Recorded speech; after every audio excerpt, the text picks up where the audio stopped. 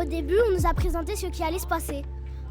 On a été excités parce qu'on aime bien dessiner et parce que les graphes c'est bien. Après, on a fait des dessins chez nous. J'ai choisi Notre-Dame de la Gare parce que c'est Marseille et je voulais que ce soit dans la résidence parce qu'elle m'inspire. Moi, je suis parti en fait sur les idées des enfants.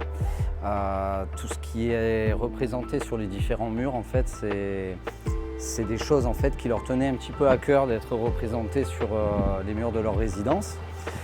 Et celui-ci, plus un mur d'accueil en fait pour l'ensemble de la résidence et du parking.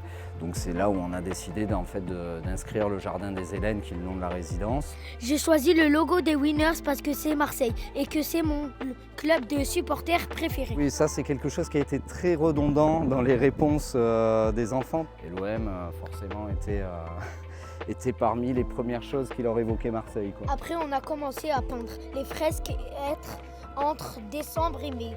Et là, chapeau à tout le monde pour les dessins, c'est extraordinaire. Dans la résidence, il y a, ça c'est une dame qui habite ici d'un certain âge et qui a été souvent présente pendant les réalisations et qui nous a dit qu'il y avait à peu près 25 chats dans la résidence qui traînaient par-ci par-là, un petit peu tout autour.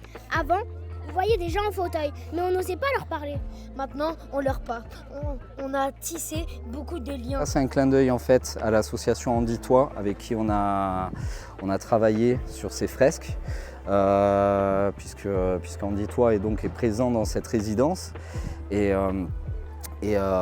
donc ça nous a permis en fait de créer en fait un contact et une rencontre qui pour nous était assez inédite parce qu'on n'avait jamais travaillé avec un public handicapé. On a envie d'autres moments comme ça. Et aussi on voudrait lancer un Ibibip pour la résidence. Ibibip, hurrah! Ibibip, hurrah!